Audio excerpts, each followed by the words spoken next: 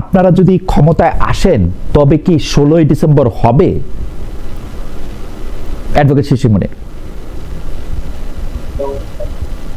আচ্ছা বলেন তো, এই প্রশ্নটার হবে কি হবে না এটার উত্তর যদি সঠিকভাবে জানতে হয় তাহলে আগে আমাদেরকে ক্ষমতায় আনেন, জনগণ আমাদেরকে ক্ষমতায় আনুক, আইনে দেখেন আমরা করি কি করি না। এটার সঠিক উত্তর কি হবে? ধরেন আপনি 12ই ফেব্রুয়ারি নির্বাচনে মানুষ আমাদেরকে ভোট দিয়ে দিল, 12ই ফেব্রুয়ারি নির্বাচনে ভোট দেওয়ার পরে প্রথম 16ই ডিসেম্বর হবে 2026 সালে 16ই। রাইট। আমরা ক্ষমতা গ্রহণ করলাম, ডক্টর শফিকুর রহমান সাহেব আমাদের প্রাইম মিনিস্টার হলেন, ক্যাবিনেট ফর্ম করলাম, জোটবদ্ধ ভাবেই করি আর একক ভাবেই করি, কিছু একটা করলাম, এবং দেখবেন সেই 16ই ডিসেম্বর আমরা সেটা পালন করি কি করি না, আন্দালিব ভাই প্রশ্নের উত্তর সেদিন পেয়ে যাবেন। এখন আমাদেরকে ক্ষমতায় আনেন, মানে আপনারা নির্বাচিত হওয়ার আগে অ্যাডভোকেট শিশির মনির আমরা এটা জানতে পারবো না আপনারা এটা পালন করবেন কি করবেন না। উনি তো জিজ্ঞাসা করছেন, উনি জানতে চাইতেছেন আপনারা করবেন কিনা, 16 ডিসেম্বর হবে কিনা। নিশ্চয়ই, কেন নয়, কিন্তু একটা জিনিস দেখি যে ওনার মধ্যে যে আশঙ্কাটা তৈরি হয়েছে, এই আশঙ্কাটা তো আপনি অ্যাসার্টেন করতে পারবেন, কিছু থেকে অ্যাজাম্পশন আর কিছু থেকে সার্টেন। উনি একটা সুনির্দিষ্ট কথা বলেছেন যে 16ই ডিসেম্বর হবে না। না হবে নাটা শুনি নাই ভাই, আমি হবে নাটা শুনি নাই। আমি শুনেছি উনি আপনাদের প্রশ্ন করেছেন যে আপনারা নির্বাচনের আগে এটি বলেন যে আপনারা নির্বাচিত হলে সরকারে গেলে 16 ডিসেম্বর হবে কিনা। আমি এরকমই শুনছি, আমি আই মে বি রং, ইদানিং অনেক বিষয় আমি অনেক ভুল হচ্ছে, কিন্তু আমি এইটাই শুনছি। তো আন্দালিব রহমান, আমি বলছি যে এই যে একটা ধরেন একটা আশঙ্কা, তাই না, আশঙ্কা ওনার পক্ষ থেকে আমি যদি বলি যে উনি একটা আশঙ্কা প্রকাশ করছেন, আশঙ্কা প্রকাশ করছেন কোনো ভ্যাগ বিষয়ে না, আশঙ্কা প্রকাশ করছেন উনি একটা সুনির্দিষ্ট দিন তারিখকে কেন্দ্র করে, সুনির্দিষ্ট একটা উদযাপনকে কেন্দ্র করে, তাহলে তার মেজারেবল। মেজারেবল আমরা অনেক সময় গ্যাস করে কথা বলি, অ্যানালাইসিস করি, যেগুলো মেজারেবল থাকে না, যেগুলো ইন্ডিকেটর থাকে না, স্পষ্ট ইন্ডিকেটর থাকে না। আমার ভাই আন্দালিব রহমান পার্থ অত্যন্ত জ্ঞানী লোক, স্মার্ট লোক, যিনি যে আশঙ্কাটা প্রকাশ করেছেন এই আশঙ্কাটা কিন্তু মেজারেবল, অ্যাচিভেবল, সুনির্দিষ্ট ভাবে হ্যাঁ অথবা না উত্তর দেওয়া যাবে। কবে উত্তর দেওয়া যাবে? 12ই ফেব্রুয়ারিতে আমরা ইলেকটেড হব, ধরেন 25 এটা কিন্তু অ্যাডভোকেট শিশির মনির, এটা কিন্তু আপনি অতি চমৎকার, আপনি যেহেতু আপিল বিভাগের আইনজীবী এবং আপনার আসলে আইনজীবী হিসাবে আপনি প্রথিতযশা, আপনার কথা খুবই চমৎকার, কিন্তু ঘটনা হইতেছে কি এটা হ্যাঁ নাতে উত্তর দেওয়া যাবে, আমার টাইমিংটা নিয়ে একটু খটকা লাগতেছে। মানে আপনি এটা ইলেকশনের আগে হ্যাঁ না এত স্পষ্ট করে আপনি এটা বলতে পারবেন না তাইলে? না, ওটা না, আমি বলছি উনি যে আশঙ্কা প্রকাশ করেছেন এই আশঙ্কাটা আমরা করছি কি করছি না এটা মেজারেবল। ওকে, ও আচ্ছা, মানে আর সেকেন্ড প্রশ্ন হলো অবশ্যই আমরা করব, অবশ্যই আমরা করব, অবশ্যই আমরা করব, অবশ্যই আমরা করব। আর ওনার আশঙ্কার প্রশ্নের উত্তরটা উনি জানতে চাইলে আমাদেরকে ক্ষমতায় আনতে হবে, তারপরে 16ই ডিসেম্বর। আমার মনে হয় যে এইবার আমার প্রশ্ন উত্তর আমি পুরোপুরি পাইছি, যে অ্যাডভোকেট শিশির মনির বলতেছেন যে অবশ্যই 16 ডিসেম্বর পালন করবেন, অবশ্যই 16 ডিসেম্বর পালন করবেন, 3বার করে বলেছেন। তবে তার আশঙ্কার জায়গা থেকে যিনি ব্যারিস্টার পার্থকে তিনি আহ্বান জানাচ্ছেন যে যদি নির্বাচিত হয় জামাতে ইসলামী তখন সেটি তো মেজারেবল, সেটি দেখা যাবে, পরিষ্কার উত্তর।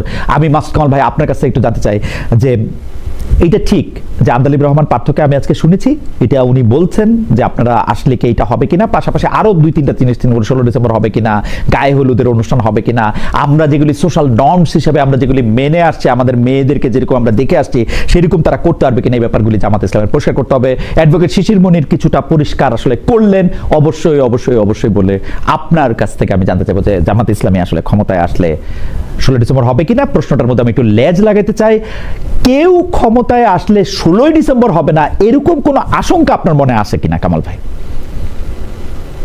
বেশ, দিয়ে শুরু করি। জি, আশঙ্কা না থাকাই উচিত ছিল, কারণ আমাদের ইতিহাসে কতগুলি একদম মানে প্রতিষ্ঠিত সত্য আছে যেগুলো মানে এটা হবে, এটাই স্বতঃসিদ্ধ, এটাই স্বাভাবিক ছিল, কিন্তু সেই স্বাভাবিকতা কিন্তু এখন আর নেই কেন সেটা আমি বলি। যেমন ধরেন এই সরকার যখন প্রথম ক্ষমতায় আসলো, মানে এই অন্তর্বর্তীকালীন সরকার, তারপরে তারা একটা 16 ডিসেম্বর পেয়েছিল, পেয়ে তারা প্রথমে কি বললো যে জাতীয় প্যারেডটা আর হবে না, প্যারেড স্কোয়ারে যেটা কুচকাওয়াজ হয় এটা হবে না। কেন হবে না? কেন হবে না? আচ্ছা, এটা হলে কি দেশের বিরাট কোনো পরিবর্তন হয়ে যায়, অর্থনীতির উন্নয়ন হয়ে যায়, মানুষের রোগ শোক ভালো হয়ে যায়? সেরকম তো কিছু হয় না। কিন্তু এটার কি কোনো প্রয়োজনীয়তা নেই? দেশে যারা সাধারণ মানুষ আছে, ছোট ছোট শিশু কিশোর আছে, আমার তো মনে আছে আমি যখন ছোটবেলা, আমি কিন্তু আমার জন্ম কিন্তু পাকিস্তান আমলে, পাকিস্তান আমলে যখন স্কুলে মানে একদম ছোট ছিলাম যখন আর কি, তখন ওই যে ওদের যে 14ই আগস্টে যে আপনার স্বাধীনতা দিবস হতো, আমাদের সকালবেলা আমার মা সাজায় গুজে স্কুলে পাঠাইতো, যাই ওখানে আমরা ওই যে দেখতাম যে লাল নীল সবুজ দিয়া ফ্ল্যাগ উড়ানো হতো, আমরা কিন্তু এনজয় করতাম। যখন বাংলাদেশ স্বাধীন হলো, আমরা কিন্তু 26শে মার্চে ওটা করছি, তখন আমি স্কুলেই করি, আমি তখন এগুলি দেখেছি। তো এখন বিষয়টা হলো কি, এগুলি কিন্তু একটা সামাজিক একটা প্রভাব আছে, তারা গতবার করেনি, ঠিক আছে, ভাবলাম প্রথম প্রথম আসছে, করেনি, অর্থনৈতিক ভাবে তারা অনেক কিছু এই চিন্তা ভাবনা করতেছে, খরচ বাড়াবে কেন, করে নাই, ভালো কথা। কিন্তু খরচ যে কেমন বাড়াইছে না কমাইছে এটা তো গত এক বছর আমাদের দেখা।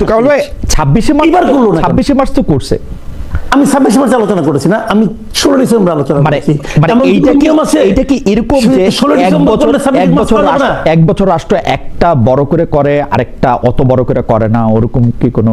ঠিক না, এটা আমরা কখনোই দেখি নাই। বাংলাদেশের স্বাধীনতার পর থেকে আওয়ামী লীগ আসছে, বিএনপি আসছে, জাতীয় পার্টি আসছে, আবার আওয়ামী লীগ আসছে, আবার বিএনপি, সবাই আসছে, প্রতিবারই এটা হয়েছে। এখন তাহলে কি এইটাই হলো? দেখেন, একটা কিন্তু ধারণা কিন্তু অনেকের মধ্যে প্রচারণ আমি দেখি, অনেকে কিন্তু এটা বলার চেষ্টা করে, যেমন আমি দেখলাম ওই যে 16 ডিসেম্বর নাকি বিজয় দিবসই না, এটাও কেউ কেউ বলছে। যারা এই ধরনের কথা বলছে তাদেরই কি প্রভাবে এটা হচ্ছে না? হতে পারে। অনেকে বলছে যে 16 ডিসেম্বর আসলে আমাদের বিজয় হয় নাই, ওই দিন তো পাকিস্তান আর্মি তো আমাদের কাছে সারেন্ডার করে নাই, অতএব বিজয় দিবসটা এটা ইন্ডিয়ানদের বিজয় দিবস, বাংলায় না, বলছে অনেকে। এখন এগুলো নিয়ে আমি বাহাস করতে পারি, কোনো সমস্যা নাই, কিন্তু ওইটা তো প্রশ্ন না। প্রশ্নটা হলো কি, সরকার কি করছে?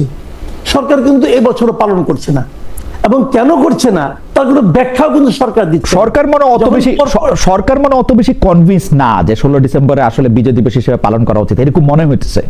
কারণ যেহেতু তর্কটা আছে, মুক্তিযোদ্ধাদের মধ্যে থেকে কেউ তর্ক চলছে, বলি দেখেন, যে এটা মানে সরকার আছে ক্ষমতায়, তারা কনভিন্স না, রাইট। এখন যদি সরকার কনভিন্স না হয়, তো যে কোনো পলিটিক্যাল পার্টিও কনভিন্স না হতে পারে, রাইট। সেই জন্য আমার কিন্তু অনেস্ট কোয়েরি ছিল যে জামায়াতে ইসলামী কনভিন্স কিনা যে 16 ডিসেম্বর বিজয় দিবস না। তো উনি বললেন যে অবশ্যই পালন করবেন, রাইট।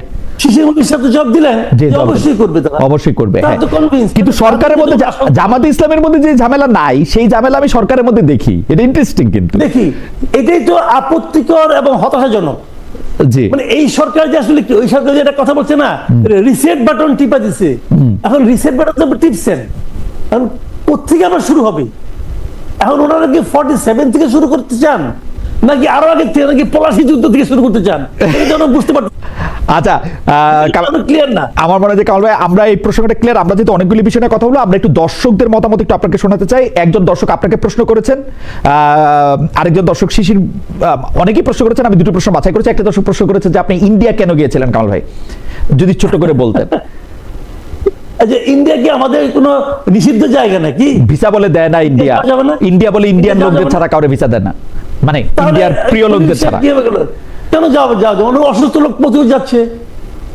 আমি যখন ইন্ডিয়াতে যখন আসলাম, বাংলাদেশ বিমানে আসছে, সেই বিমানে আমি দেখলাম যে পেছনের 3 জন লোক ছাড়া সমস্ত সিট ভর্তি, এবং তারা সবাই বাঙালি।